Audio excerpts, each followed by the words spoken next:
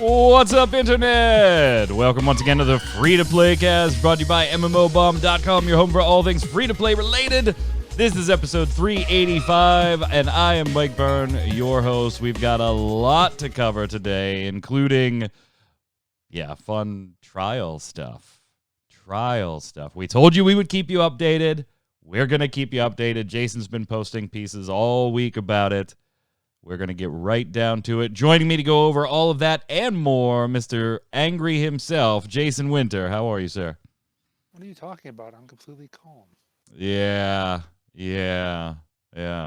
Anybody that is watching us live, twitch.tv/MMOBomb Fridays, 1 p.m. Eastern for the Free-to-Play Cast, knows that is not the case. Hey, Jason, what did you eat this morning? I had a bagel. Cream cheese. Also on the line, rolling her eyes, Quinlan Bowers, a.k.a. Q. What's up? I gave myself a bloody lip with duct tape this morning, and I'm not as angry as Wait, what? is. Wait. Okay, hold on. The first part of that sentence requires a little explanation, please.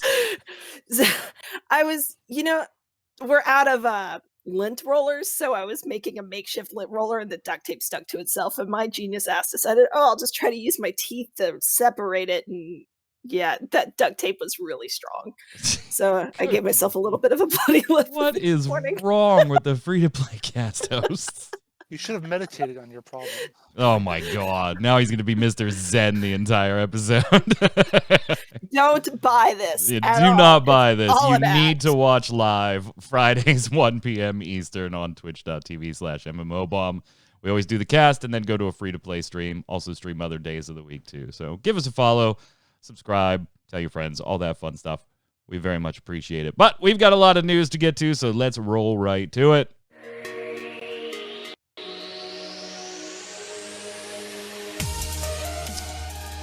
First up, the biggie. We've been waiting months for it, and it has finally started. The Epic versus Apple lawsuit. Now, to catch you up just in the briefest of terms, Epic violated their own terms of service that they signed with Google, put in an alternate payment method. Google dropped Apple dropped them for violation of the contract. Epic's taking them to court. They've basically got to prove that Apple is a monopoly. That's the gist of the case. And besides all the altruistic versions of why they're doing this that Epic will give you or Apple will give you, it's money. And now we have a better idea of exactly how much money. But the case hasn't actually been going the way, those two companies might like, or other companies that aren't involved might like, or hell, even the way the judge might like. When you start looking, it's been kind of a cluster, starting with the dial-in for listening to the case. Maybe not being run by somebody that had the most technical know-how on these things, and the district court got to hear many fans yelling free Fortnite, including one person that distinctly said, I would suck all of you to get Fortnite mobile back. Now was that entered into the court record? Yeah, I mean, it has to be, right? It was heard in the courtroom as something spoken, so it's not going exactly to plan, Jason. Not off to a good start here. Okay, we've been doing the pandemic thing for a year, working from home and Zoom meetings, whatever. Figure out how your audio works on your group calls or whatever. But come on. Q, I don't know if anybody took them up on that offer. To get Fortnite mobile back. Well, it was children doing it. So I'm going to assume that they did not take them up on that offer because that would cause other set of problems. Right. There's a whole new meaning to the notion of V-Bucks. Oh, jeez. But since it was mostly a bunch of kids, they're gonna they just really need to hope that the judge isn't vindictive and just goes, you know what, kids really don't need to be playing Fortnite. Tyler Like, Wilde from PC Gamer was reporting on this and called in themselves at about 9 a.m., totally oblivious that any of that had already happened. But when Tyler called in, they were asked by the automated system whether they wanted to join as the host. problem. Tyler opted not to, not to join as the host. So there was a ton of delays to get the whole thing kicked off due to fun stuff like this. And to me, it's just amazing that, like, yeah, just Jason, not only we've been doing this for over a year now, even for those of us that weren't using Zooms and Skypes and Discords and conference calls and stuff prior to that, COVID, but this is a case of two technological juggernauts in the industry, and we start off with tech issues.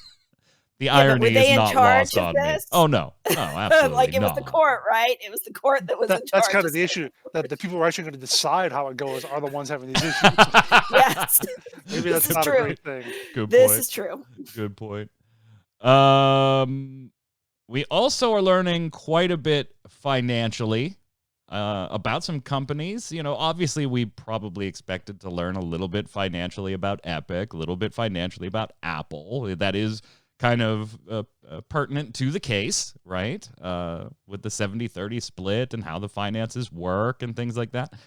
But the judge getting a little bit miffed because we're getting a lot more from companies other than Epic and Apple. But to start with Epic's side of things, Jason, we did an episode a few weeks back where we talked about the Epic Game Store and the massive amounts of money going into that, and will it pay off? And Apple says, not for, 6 years, and Epic says no in 3 years, whatever the dates were. We got some more on that front, including exactly how much Epic has been spending to get you, those exclusive titles on the Epic Game Store and those freebie titles. And yeah, I think we expected those numbers to be large. Exclusivity deals, would tend to be multi-million-dollar contracts, but damn, these numbers are really large. $146 million for Borderlands 3. That just Borderlands 3. Just Borderlands 3, yeah. Which, when you compare it, we'll get to the free games in a bit. That's much more than all of them combined. So, yeah, I mean, and they took a loss on most of that. Epic only got 9.2 million out of that. But the idea is, as we've said before, they just want to drive people there. They want to get the market share, and they hope that in 3 years, or as Apple would say, in 6 years or whatever, 7 years, they'll be turning a profit. But for now, they're just flinging the cash out there, trying to get people into their store. And it's arguable right now if it's actually working. They spent almost 12 million or 12 billion. What is it? 12 million, something like that. 11.6 million to turn around 5 million new users in one sequence of events. So a little over $2 for each of us to create an account on the Epic Game Store was the spend to acquire for the time periods shown there. Yeah, because it was only like the first year of them doing right. freebies. Some of the free games are, astounding to me. Like Subnautica, start date for that promotion was what? December 14th, 2018. Mm-hmm. Buyout price, $1.4 million. Netted them 804,000 new Epic accounts, 17% of which brand new to 17% of claimers brand new to Epic. And it's interesting when you watch that, particularly that new to Epic percentage, because we have the individual games from 2018 all the way up through almost the end of 2019 and all the price breakdown. You can check it out on mmobomb.com. But predictably, the number does start to taper off. You get a little bit of a spike when you have Batman Arkham go there, because it's a big title, being the freebie one. But the numbers start dwelling in the sub 2% numbers. And that's late 2019 when you see that trend. We're now a year plus removed from the end of that trend, and I just don't think it's gotten better, right? I'd be curious to know what it was when they did, what was it, Grand Theft Auto? They had that month where they did these huge games with GTA 5. What else was there? Maybe was it Skyrim or something like that? Some other like big, huge AAA games. They offer like 3 or 4 of them in a row.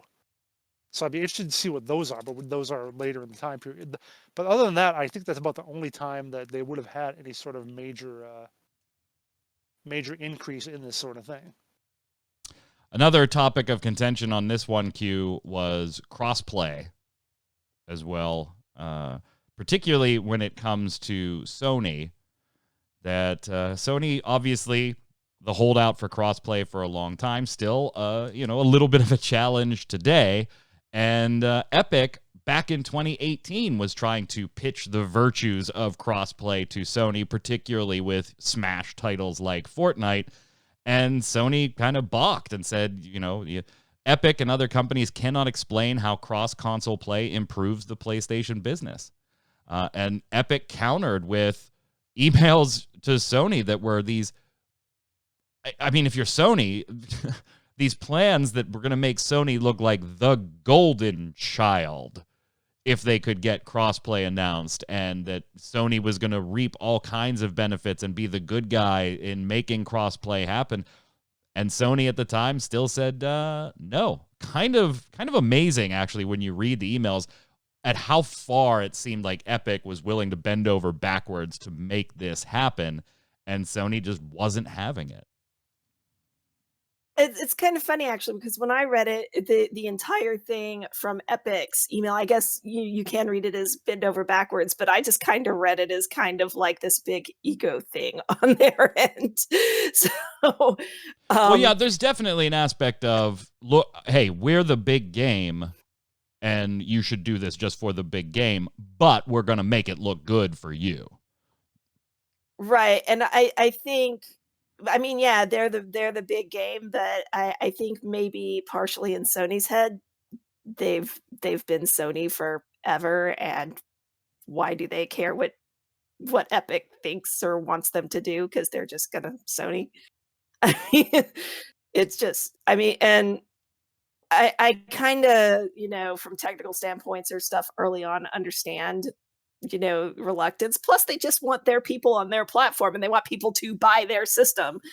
So when you start doing crossplay, then everybody can buy whatever freaking system they want. So, I mean, it's just never been the way that Sony operates.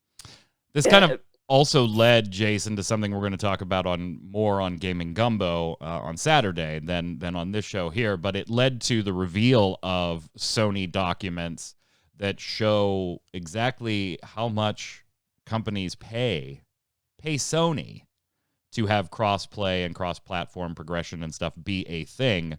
Epic acknowledging in court that they don't have to pay, Microsoft for Xbox cross-play or anything like that, that Sony is unique in this area, that based on revenue thresholds and the percentage of PlayStation users, Epic may owe commissions to Sony just for the right to have crossplay. Sony not happy that those slides that were clearly labeled confidential for attorney use only made it into the public realm.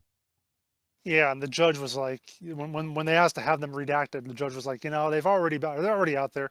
The judge actually understands the whole once it's on the internet, it's there forever sort of thing. So she was like, yeah, whatever. It's too late now. And she's apparently getting a little ticked off at all the other things that companies are wanting redacted and wanting not redacted but sealed and kept secret. That there's so many of them, as one of the articles you linked to talked about the obsessively secret nature of the gaming industry, that she's getting a little ticked off at it all, basically.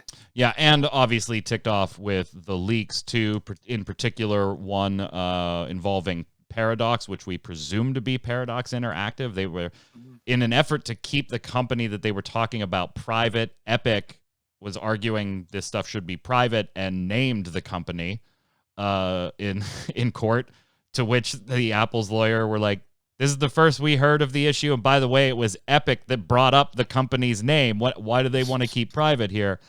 And the judge... Put Crusader Kings exclusive on Epic Games Store. Please don't put Crusader Kings exclusive on Epic Games Store. The judge saying, I've received, 10 motions from third parties asking me to seal information on that particular motion. She also went on to say, I have not received a request with respect to this document. Yeah. I mean, it's just leaking like a sieve, I guess, is the appropriate description. We did get to see a bit about how big Fortnite actually is. And this is another situation where I don't think anybody on this panel expected them to not be big. But the numbers are staggering, and I think more impressive to me, or maybe more concerning, I'm not sure, is just how big the percentage of Fortnite revenue against Epic's overall revenue is, Jason. When you have that many chips in one player for a company that also does the Unreal Engine, that you could definitely see why this cannot they cannot have subpar performance in Fortnite at any point. Yeah, we first of all, earlier in the week we got like the total numbers, and then later in the week we found a spreadsheet that listed everything like by platform, by game, and whatnot, by product. Yeah, as you said, it was 93% of Epic's total revenue from like January 2018 to I think October 2019. I think that's what they said. Oh no, well they had it in 2018 to 19. It was 93%. Then we got another spreadsheet that showed everything from like early 2017 into late 2020, which was even bigger numbers. So yeah, it is pretty insane how much they're making just off Fortnite alone. 9.2 billion Q in 2018-2019. 9.2 billion with I gotta step in B. though, because that seems like it's 18, 19. I'm trying to go through my spreadsheets now. I'm thinking that's actually like the whole period of 17 to 20. So I don't really know now. That is massive. I mean, I guess I'm not Massive. shocked. It is like the big game, so I guess I'm not shocked by it.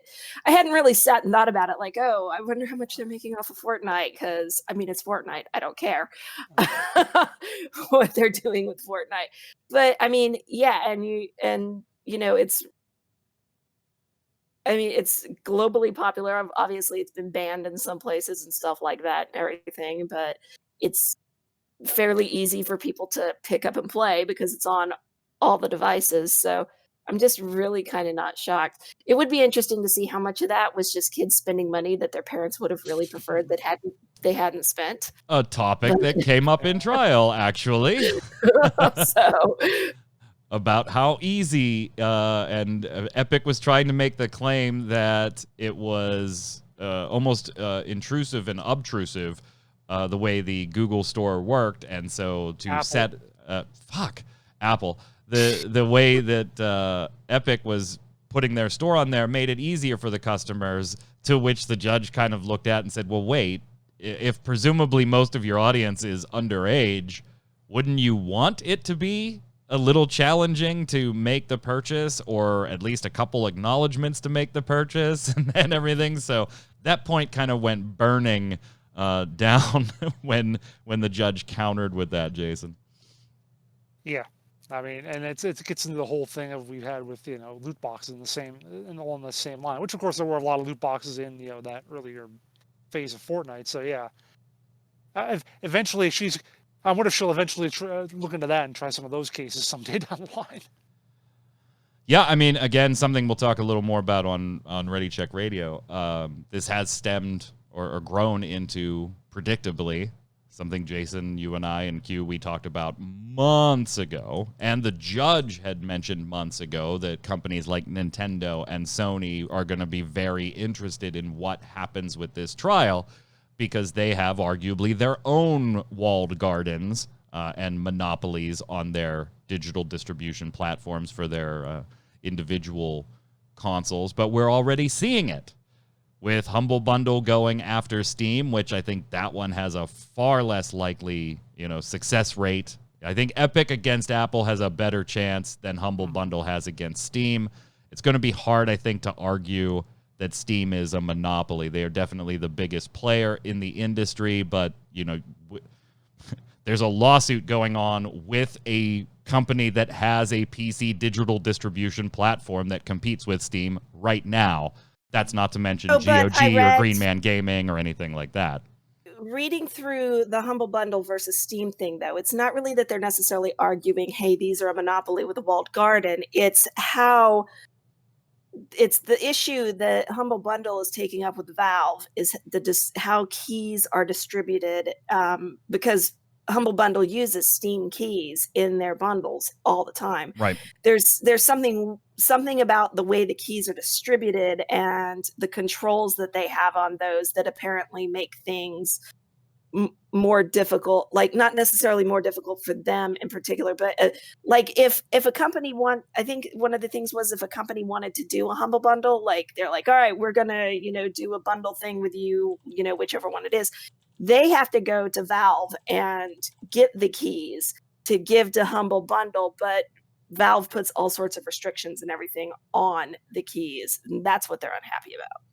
Not this is a monopoly per se.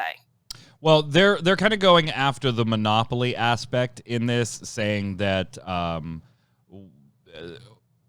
tying the Steam gaming platform and the Steam game store together, and then after years of growth, the vast majority of PC gamers are locked onto Steam's platform. So there is a monopolistic aspect to the trial, but I liken it more towards, remember when the United States government was investigating Microsoft? Like, you wouldn't have said Microsoft was a monopoly in the truest definition of what a monopoly is. But there was the argument that you have become so big and you have made some things so proprietary to using other Microsoft products that you are, in effect, a monopoly. And stifling or just buying up the competition. That was kind of the big trigger back then in the Microsoft thing. They were just buying up their competition. Anyway, back to the Epic thing. I think it is funny when you see tech giants take the stand, or for lack of a better term. Your boy Tim Sweeney, Jason, got up on this to make a little demonstration and pulled out a Nintendo Switch and struggled to plug in a damn controller. I'm not gonna blame him for this because I'm just maybe I'm just an old school controller guy. Like, here's my PC controller. It looks like basically the same thing that you've had since PlayStation 1, effectively. I remember when I first got my hands on an N64 controller. I was like, what the hell? The buttons are like over here and they're different shapes, and there's like multiple. The D-pads are here. No, the D-pad is over here, and then the sticks are here. Like, what the hell is this thing? Do I hold it on my head or what? So I don't blame him for having an issue with a Nintendo controller. Yeah, and you might think like what the hell? Why would a Nintendo Switch demonstration be warranted in this trial?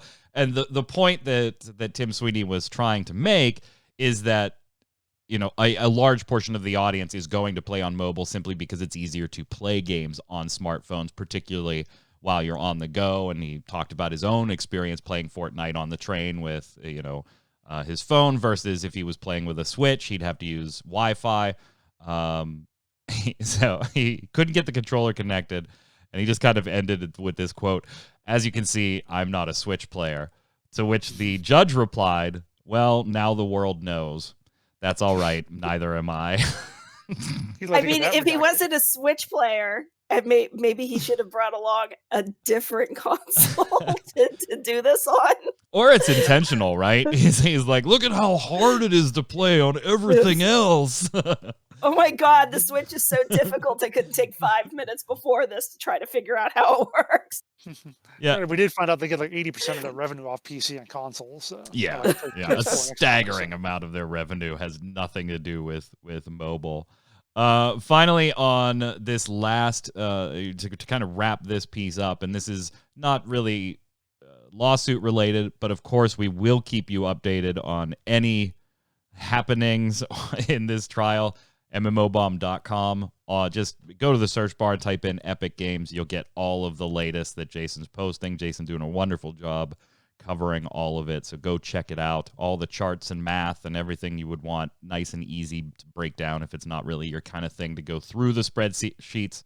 It is Jason's kind of thing, so he summarizes them for those that don't want to do that. I even do spreadsheets as a hobby in my spare time. Oh, he does. He does. He's not lying. You should see the stuff I have for Overwatch League. Like, it's just a folder full of crap. There was a situation, by the way, that I did close this piece. I wanted to bring up. because we're going to talk about an IP here, The Division. And I thought it was funny because we want to just mention that they're actually working on a number of things in the Division universe, including a novel and a Netflix movie and stuff like that. But we found out yesterday that we're also working on a free-to-play game that should be out later this year, maybe slip to early next year in the Division universe. Does not require any knowledge of Division or Division 2. So what we don't know is exactly what type of game it'll be. And hold on, let me flip a coin. Yeah, it's gonna fucking be a battle royale. I just don't see a way that it's anything else. Yeah, you two agree? Yeah, because I mean, if you have a shooter, what are your options? There's either looter shooter, which Division already is, so they're not going to repeat that. There's like a match-based kind of thing. Yeah, team shooter, match-based kind of thing, Overwatch kind of that sort of thing, which I don't know, I think that fits the Division. Well, and they already have Rainbow Six Siege. No, but that's true. That's true. So yeah, so then the other option is Battle Royale.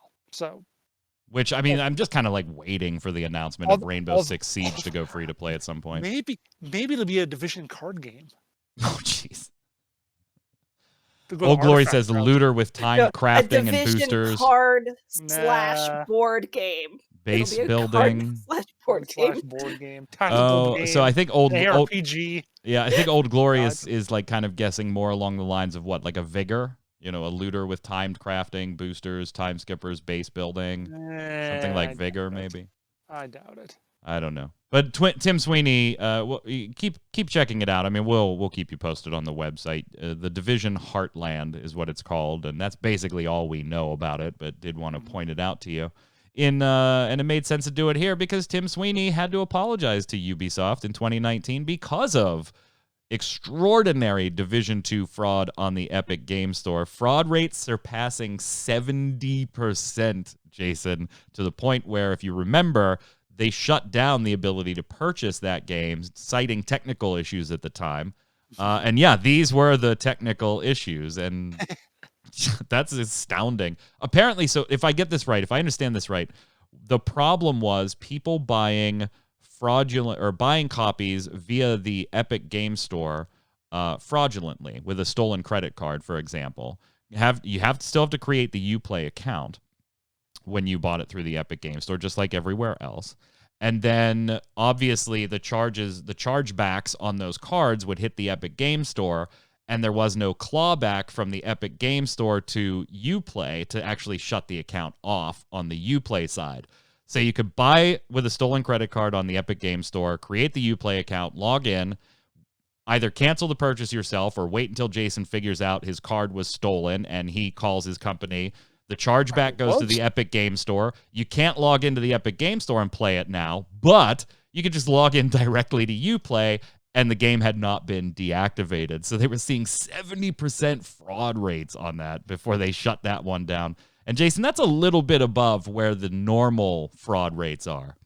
Surpassed 70% and was approaching 90% is what Tim Sweeney actually said. Whereas he said fraud rates for other Epic Game Store titles are under 2% and Fortnite is under 1%. So yeah, that's a bit more than average. Yeah, a little elevated, Q. A little elevated. Well, it'll be interesting to go ahead. It's a shame it took it getting that high for them to do anything about it. Well, they were trying. Yeah, they were trying to manually claw back and shut the Uplay accounts off. But the problem became that they couldn't shut them off as fast as they were being purchased. And so the fraud rate just shot through the roof, and that's when they were like, okay, stop. Nobody can buy this thing. So they had to personally apologize to Ubisoft. Tim Sweeney wrote an email. And you know what? I'm sure Ubisoft was fine with it because they got their money. You know, yeah. Tim Sweeney made a point in the email to say this doesn't impact any of the finances. You know, you guys are still fine. Yeah. Actually, one of Epic's staffers even said, he, quote, doesn't help that we don't currently verify email address or have good account security. Like even they know that the Epic Game Store is shit, basically. Yeesh. All right, let's move on, but let's keep the topic of money going because that seems to be a thread through today. Right now, Tencent is negotiating with the U.S. government, trying to keep possession of Riot and Epic, something we broke a long time ago when previous President Trump had signed some executive orders, specifically targeting WeChat and Tencent. And other Chinese investments in the United States tech-wise, as TikTok. far as TikTok, big one, as far as security goes. And the executive orders were pretty broad, and thought, maybe you won't be able to buy skins from, League of Legends. And if you need a refresher on this, MMO Thoughts episode on it. Well, this has kind of continued, and basically we were dead right when we said, yeah, there's too much money at play here. That's not going to happen, at least not to the degree of Tencent needs to leave United States holdings. But it's still not exactly settled right now, right, Jason? Yeah, the Tencent is, quote, negotiating agreements with the U.S. National Security Panel that would allow it to keep its ownership stakes in U.S. video game developers, Riot Games, and Epic Games. So the committee is like seeing how Tencent uses Americans' personal data and so forth, and whether that's being handed over to the Chinese government because Tencent has some connections there. So that's what it's all about. It's security, but it's probably going to actually be money. So. I like how you say they have some connections there. Well, I mean, it's not like they're actually just straight up owned by the government. So whatever. Whatever people think is probably like 10 times more than what they actually are. But they're definitely involved in some of the shadier portions of the online stuff, right? Like they're the ones who set up the entire social credit thing. That was Tencent. I thought it was interesting though. Like one source said that Epic is not sharing information with Tencent at all, but also cautioned that there's no certainty that Tencent will clinch deals to keep its investments. Owning 40% of Epic and 100% of, well, damn near. Is it fully? Is it like, I thought it was like 93. Is it 100 now? You're talking about Riot, right? Yeah. Did they they get that last like 6%? Because they made a big deal about, hey, this isn't going to change everything. Everybody who's working for Riot is still going to have all their benefits, and it's not going to change how how much money they make, and like it's just not going to affect you at all as an employee that you are now owned by Tencent. So yes, about the remaining 7% on December 16th, 2015. That's what it was. Okay, there was that X percentage out there. I couldn't remember if it was bought or not. Thank you. I mean, that's a pretty big stake for this not to go through. Like if Tencent lost ownership of Riot, what happens? Like they have to sell it off, right? That would be the order from the, and that's not unprecedented, by the way, in United States and other countries' histories, where a foreign company is forced to sell off its assets. But who buys Riot off of Tencent? Like, who's in a position to A, do that, and B, want to do it because they can? I mean, I would think lots of companies would want to do it, but yeah, the ones B is the easier question. But the ones that will want to do it probably can't, because I'm sure they're looking at it going, man, we could make so much money off of that, but we don't have like we don't have the money to get it to. So I don't know. Like the only thing I could think of earlier was just, and I have no idea how that would work, like Riot just buying itself back. But I don't know that Riot has the money to do that on its own. Right. So, it'd probably be like we see some other things, like it'd be a multiple deal. Like the fact that Epic is, her Epic is only 40% owned by Tencent, so 60% owned by other people. Yeah. I don't know if it's Tim Sweeney or whatever. So probably be a multiple thing. That or EG7 would just buy them up because they buy up everything. That is a good point. EG7 is buying a lot of stuff. They are buying a lot. And you know what? They speak better than Daybreak does. Yeah, no kidding. Topic for a different time. But yeah, absolutely. Watch the video by the CEO. Daybreak was not one of the ones I thought of as a potential buyer. Oh, Daybreak itself wouldn't buy. No, it'd be EG7. Yeah, it'd be EG7, the owners of Daybreak. Microsoft, I don't know. I don't think Microsoft really wants a play in that field. It's all mood. It's not going to happen. Yeah, I don't think it's going to happen either. Yeah. Kakao Games dropped its Q1 financials this week, and actually it wasn't all that like impressive or earth-shattering. They've had actually a little bit of a downturn in some things that they expected, namely Elion, right? They expected Elion to be a bit bigger out of the gate in the East than it actually has been. But they're blaming COVID-19, particularly in that area in like Korea, because PC cafes weren't open, and that is a huge part of business. So that's showing downward stabilization. And Jason, you say maybe, you know, being buy to play is a little bit of a constraint. So I don't say that. They actually said that. Yeah. They are just entering a closed beta here in the West. It was supposed to start early, mid-afternoon my time yesterday, or early morning my time yesterday. It didn't start until well into the late afternoon, early evening. They weren't just having the typical server issues with Elion. The launcher didn't work. Yeah, it was a rough day. So they're going to extend that beta. That's a buy-to-play title for now, so watch for now. Yeah, watch. Didn't they do away with pretty much all the cool stuff that I was excited about anyway, but when it was air?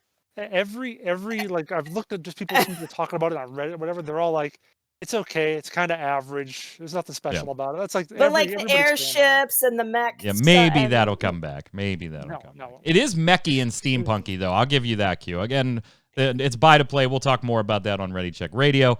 And probably stream it on Ready Check Radio. I got like an hour and a half into it last night before I had other things to finish up. So, you know, whatever. So far, so good. I mean, it's just nothing blowing my mind, but I'm not looking at it going, this is awful. You know, it's not a bless online. I'll give it that much. More pertinent to the free-to-play side of stuff in those financials, though, Jason, was a little bit of chat about something that there is an audience waiting for. Arguably, how big they are is another debate, but there is an audience waiting for ArcheAge 2, and it's a-coming.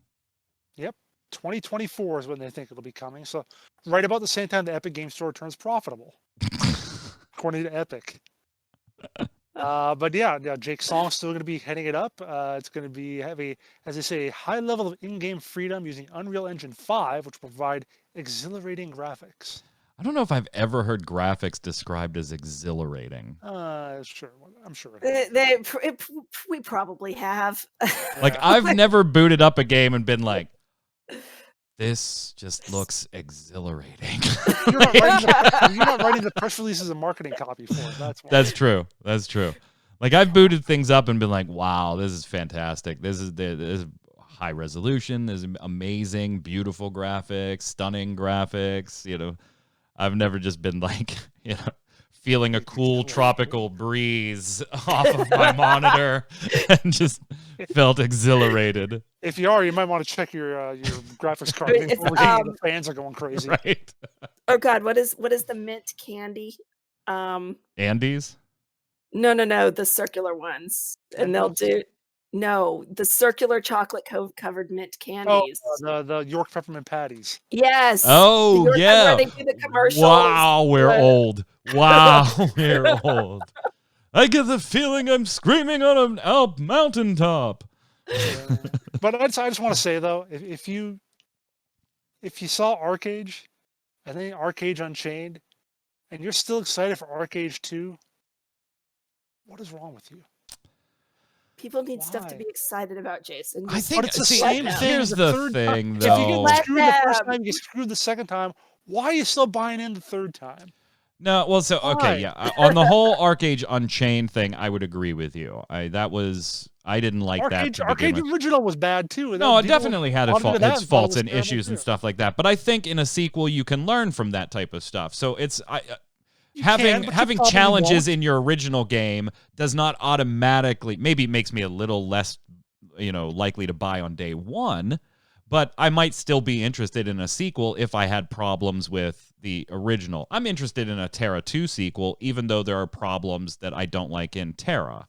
Terra wasn't considered shit right out of the gate, at least. Neither was ArcheAge until it came west. Until it came west. That's what I mean. Well, and then went through Try on Worlds and had all that publishing nightmare stuff on top of all the housing issues and shit that were pertinent in the game. I think you can learn lessons. We need to give a little forgiveness based on Tryon. Yeah. Yeah. We'll just chunk this part over here and be like, all right, try on problems. And you give a little leeway because try on.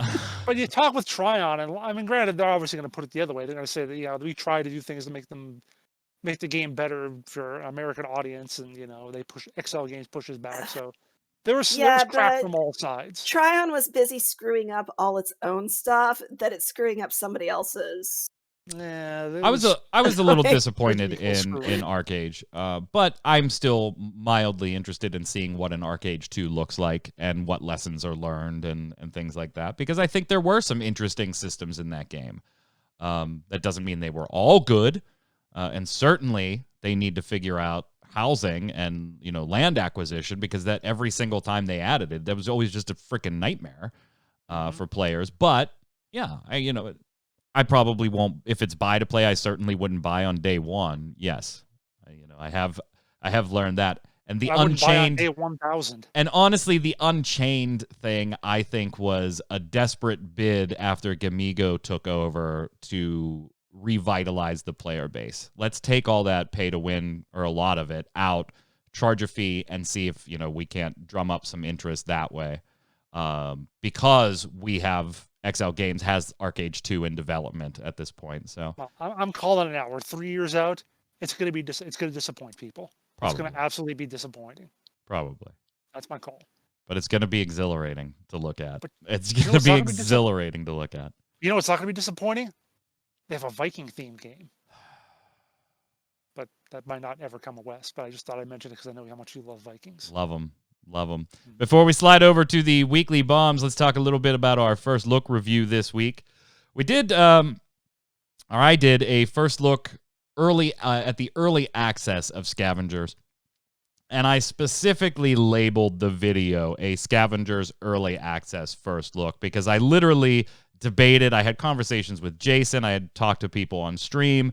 I talked to the owner of MMOBomb.com, and we had a conversation going back and forth, because I was actually really torn on even doing a first look. One, yeah, we want to get a first look for a more visible title as early as possible, right? That just makes sense. We run a website, for God's sakes.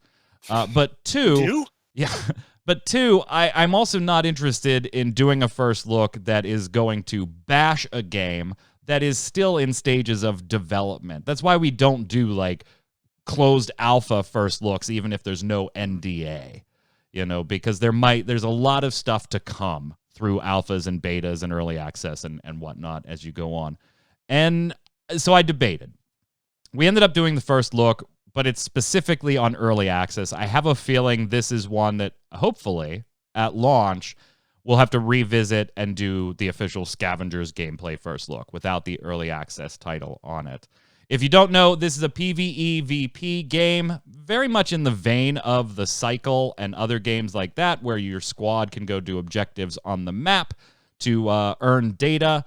And if you kill other players, you'll pick up their data, and you're meant to survive until the end and get to the extraction point. And it's not a battle royale in the sense that only one person or one squad wins, but it is a battle royale in the sense of it is timed, the storm's closing in, but multiple teams can extract at the end, just like in the Cycle. And having enjoyed the Cycle quite a bit with Jason, we both are still fans of what that game does. It suffers a little bit game base wise because it's exclusive to the Epic Game Store. Kind of interested in Scavengers when I played beta, but in beta it was pretty bare.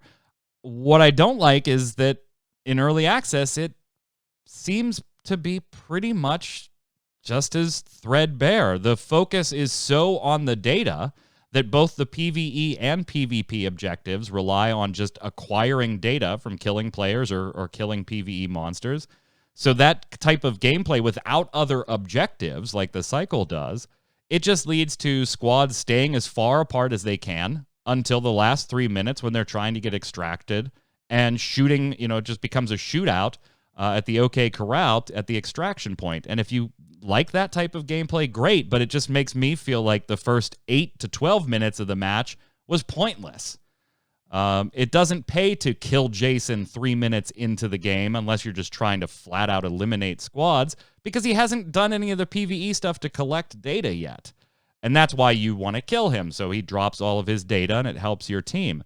I think the game suffers from a lack of objectives in PvE, giving you more options to do things, more reasons that you might want to go find players and kill them early if you're into the PvP side of things. And it is a very bare bones linear progression right now. You farm materials in-game, go build the next research thing that you can build. Ad hoc repeat over and over and over again as you level up your research. And matchmaking suffers from that, because if Jason's put the time in and can craft a bunch of things, he's got an advantage on me, and there isn't really anything in the matchmaking that shows me there's a segregation of people that have 100 hours into this and brand new players. That said, Jason, and there's a lot more. Watch the first look. There's like no cash shop, so we can't talk about that. It's basically one skin, one booster, and some free credits per day. We can't even see how much credits are if you want to buy them. We do know credits can be used to decrease research timers, a la mobile monetization. Everything I've said there and more is available in the first look. But I think we should note here, Jason, that a lot of these points were actually spoken to by the devs already within the last 48 hours. So maybe all hope isn't lost here.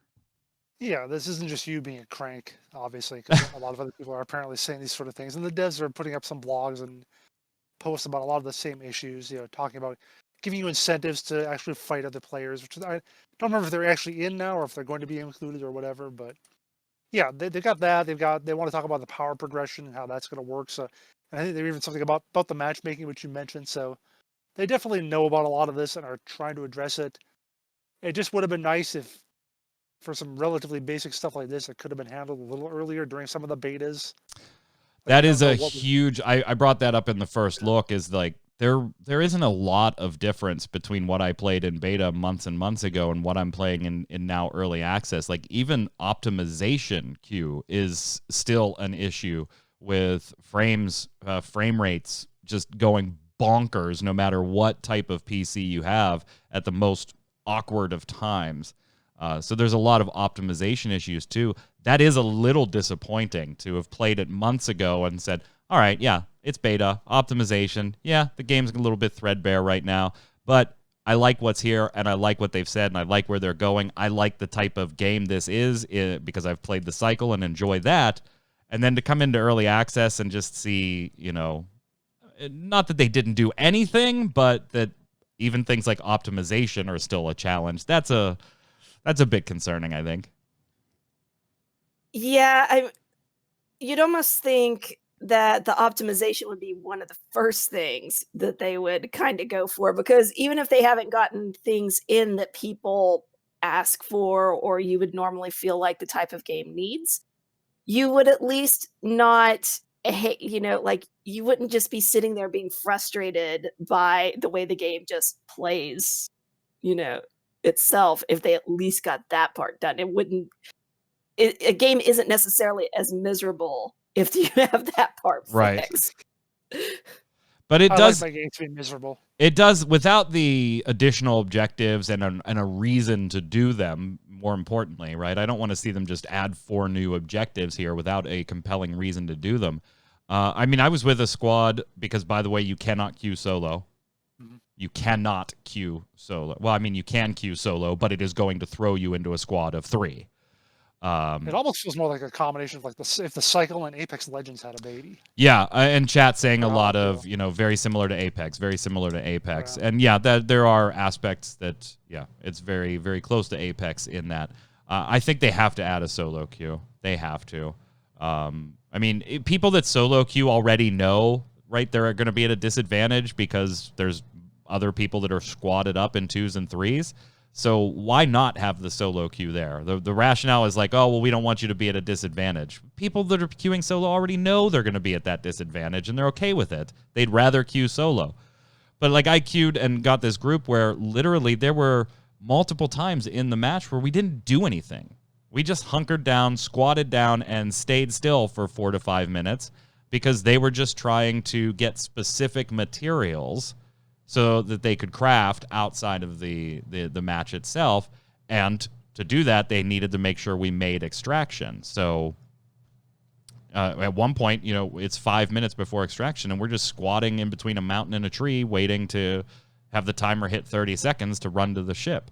That's not compelling, fun gameplay, Q. No, I honestly only got like 6 minutes into the video and got bored.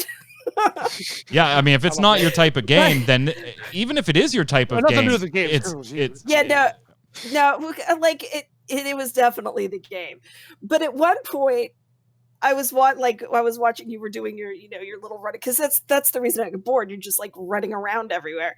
But at one point, you like jumped up on this ledge thing, and they're like in between a wall, and there's a person standing here, and you're just standing there taking shots at them, and they don't even like turn around and do anything, or they just kind of yeah, the AI is kind of dumb. If it was the AI or if somebody in the game was just so bored. Well, the person that's standing in front of me at that moment is one of my squad mates, the one that's right in front of me. Okay. But the thing I'm firing at a little down into the ditch there is AI, and the AI is stupid. The AI is just absolutely stupid and abusable.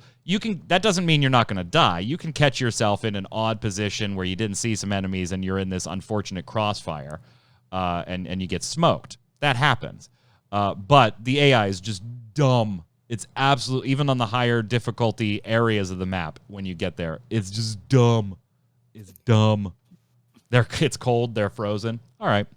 All in all, I hesitate to rate this one yet because it's still early access. And you got to respect, I think, Jason, that even though it has moved to early access, they are aware enough of what's going on that the cash shop isn't there yet.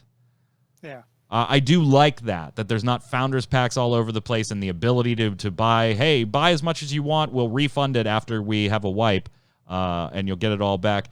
I kind of respect that the company seems to be doing it like, hey, this is early access. Here's what the information we're getting and the changes we want to make and what we're looking at and why. And that's why we consider this early access. So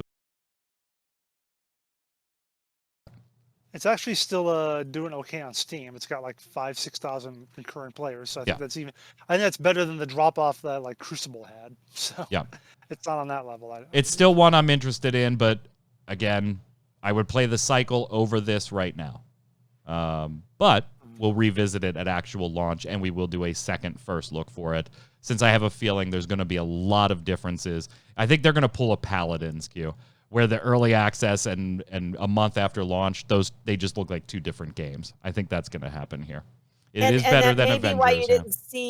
That may be why you didn't see a lot of changes up front. But if you're going to do that, then why do the early access, except just, I guess, to get a little money up front or something? Like that's which they're not getting, because they're not charging for anything.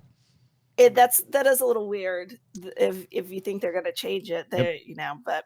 And by the way, you can get into the game now without Twitch drops. Just head to Steam or Epic Game Store, whichever is your favorite, and go ahead and get in. Consoles might be a thing, but that's months and months down the road. So hop in now if you want to check it out. Let's slide over and do the weekly bombs.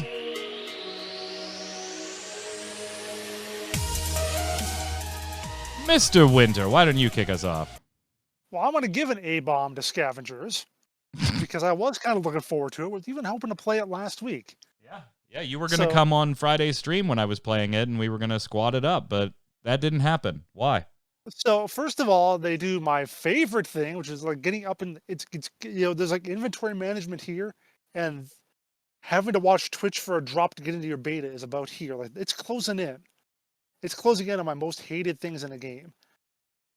Give us the damn key. I know I want to play your game. Don't just get your Steam. You're just doing it to boost your Twitch numbers. That's all.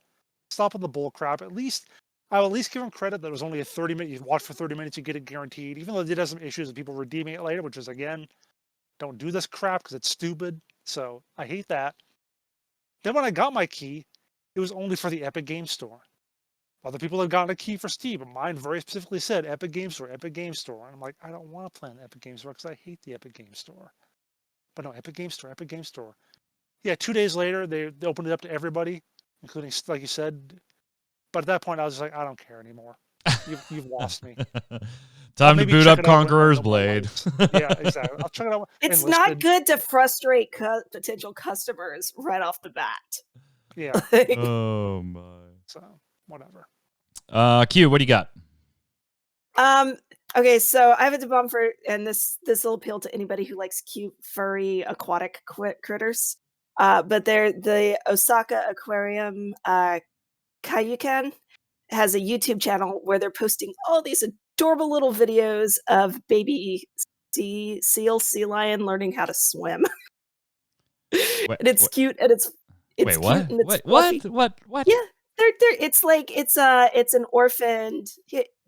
I sent you the link for it. Cute little animals might get with it. You get It's with cute. it. I sent you the link for it. I know. So you can look at it. But yeah, they're teaching them how to swim, and it is the cutest thing. Just look for Osaka Aquarium on YouTube, and yeah. Oh. Like, look at him. It's just a big ball of fur. Yeah, there's one where they Nice. just put him in the water, and his nose goes under the water, and he kind of blows some bubbles because he doesn't know what he's doing yet. Bake it? Wind shark? What? Look at him falling asleep. Look at him falling asleep. It's so cute. There you go. There's your cuteness overload. I'm going to give a dub bomb to Path of Exile's Trial Master. Remembering and being able to access information from other characters you have on your account. I just love stupid shit like that. Like, I remember when Psycho Mantis in Metal Gear Solid read my memory card. You know, I like stuff like that. But I like how they actually say it's not like it's like actually in game, but he knows you're the player or something like that. Yeah, controlling these exiles. So. Very cool, very cool. Guardian Vale says D-bomb to the Bad Batch, A-bomb to the bonus culture. Giving an Windshark giving an D-bomb to to Bungie. They hyped me for the next season that comes on the 11th for Destiny 2. Baron Vagabond, A-bomb to K-Max Keys for not highlighting his message. K-Max giving an A-bomb to Jason's bagel that made him cranky earlier. What's wrong with my bagel? Whole Milk says, D-bomb to Magic the Gathering Arena. I know it's not the most free-to-play friendly game, but I managed to put together a budget mono white deck that often caused my opponent to concede very early, leading to an inflated CCG ego. Also, Whole Milk giving an A-bomb to my internet provider for leaving me without internet for a day. Wasn't sure what happened, but all of a sudden there was a bright light, a breeze on my face, and the grass beneath my feet. Is that the mythical outside? That sounds like exhilarating graphics. That sounds like absolutely exhilarating graphics. From the viewers, Scott Frame says, D-bomb for the Jeopardy portion of the show. This was golden. That was a lot of fun. We will definitely be doing stuff like that in the future. Jason has already said, he wants to come and claim and then defend a title on MMO Jeopardy. So I'm sure we'll have to let Jason play at some point. Go ahead, Jason. Geezer, three G's followed by E's or whatever. It says more Jeopardy, please. That was a hoot. Lots of good feedback on this one, so I think we got something to people like you. It's only the 3 people who responded positively too. But Mike had to put it all in there because this is his idea. No, I didn't have many D-bombs. People answered the question of the week, but there weren't many D-bombs on the show. Okay. So viewers, put in your weekly bombs for God's sakes. Go ahead, Q. Yeah. Czoic says Jeopardy was awesome. Sadly, didn't make it live as I knew Snow Gives USA was the correct answer. I love that O-box. $100 to none. What a record Jeopardy score to have at the end of the game.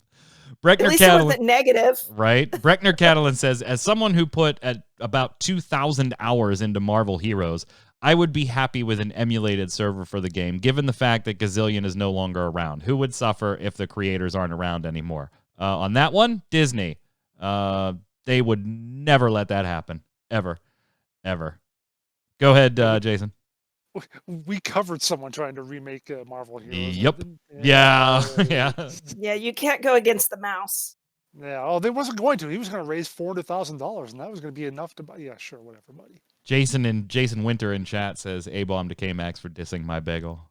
Yeah. did highlight a comment. Highlight the comment then. See, I knew that. Old Glory has one too. Yeah, an A-bomb to viewers for not. Yeah, screw all you people. Yeah, presumably for not submitting weekly bombs. That's fine. Yeah. Finish it off, Jason. Apostolos Enanautu says this was really fun. Great podcast. Yeah, good feedback. We actually asked what new items or offbeat things would you like to see on the free-to-play cast in last week's question of the week. Sokapek said, I really enjoyed the Jeopardy segment. Yes, more please. Tier lists would be sweet. MMO categories like overall game, story, protagonist, combat, monetization, etc. Or a simple Jason's obscure meta questions segment with a couple questions that no one can answer. I am sure Jason would be happy to oblige such a segment at some point. Go ahead, Mr. Winter. The sort of thing we probably rather do is like an article, but yeah, a little live Q&A might be interesting. Yamikami says, question of the week, my suggestion would be a player review segment, kind of like the A-bombs and D-bombs and question of the week segment. Reviewers, or in my case, listeners of the show, can write a short review or just thoughts of any free-to-play games they are currently playing. Does not need to be a newly released game or anything, just the game you are playing right now. Give your thoughts about what you like or dislike about the game, why you play it, and or why people should give it a shot, or why they should stay away even. You can already do that. Like, I don't feel I like the recommendation, but that is not one that we would not like expand into its own segment because we already do that. Like, if you, I'll put it in the weekly bombs and viewer question segment if somebody writes like a 5-sentence review on something they're playing. So if you want to do that, absolutely feel free. We will bring those to the show. That doesn't need to be like its own, monthly or weekly segment or anything like that. Feel free. Whole Milk and Chat suggests MMO Bomb OnlyFans $10 tier gets you the feet. I'll let you know right now. Can we sell loot boxes? I'll let you know, Whole Milk, I'm not wearing socks right now. My feet are naked. Ugh. Go ahead, Q. Misfit Ring, have 3 games per week or keep same games every week in a list where the live chat can choose 2 of the cast and pick the game where they have to go 1 versus 1. Of course, it will have to be a fast PvP game mode so it doesn't take 1 hour to do. Maybe you'll get more viewers. Wish I could make it to the stream more. All right, that's all, y'all. Yeah, that's actually an interesting idea. Like, if you have there's Windshark with the subs. I'm not going to give you the applause during the show, but I will give you the disco lights behind me. We'll give you the applause after the show. Thank you. Much obliged. Misfit, I like that idea. And again, though, I think that's something we can just do, right? We can just do that. So if you have a game that has some type of competition aspect, whether it's co-op or PvE and going for score or PvP, and you want us to play that, put it in there and also in the comments and let us know which 2 hosts you want to see compete in it. And we'll make that happen. I think that could be fun. I think that might actually be its own. We could make its own video. Yeah, make its own video thing. But we'll use the free-to-play. We'll use the free-to-play cast to test it out. Put it in, if you got a game you want to see somebody compete at, whether it's Troy, Jason, Q, me, Zach Sharps, Wilfredo, any of them, one-on-one, let us know in the comments below. Question of the week this week. Time to start locking in those predictions. Who wins in the Epic versus Apple court case? Will Epic prove to the court that Apple is a monopoly on iOS? And what would that mean for other walled gardens like the PlayStation Network, the Nintendo eShop, the Xbox Marketplace? Let us know who you think wins and why in the comments below. Don't forget your weekly bombs. Dub bomb for something good, A bomb for something bad in the world of gaming or just life in general. And if you've got a question for the panel, go ahead and put it down there as well. Until next time, Q, where can everybody find you? Oh, I'm just going to go hide somewhere now because look at the chat. Q speed running Genshin. Generic shooter 10223. Nice. None of this is good. None of this. You can always find me on Twitter at Quitland. Jason. I'm on Twitter at Winter Informal or streaming at twitch.tv/JasonWinter. I'm Mike Byrne. You can follow me personally on Twitter right there at MagicMan1, but more importantly, follow at MMOBomb so we can tweet at you with all the latest news, articles, giveaways, first look videos, and so much more. Until next time, gang, stay safe, and we'll see you on the servers.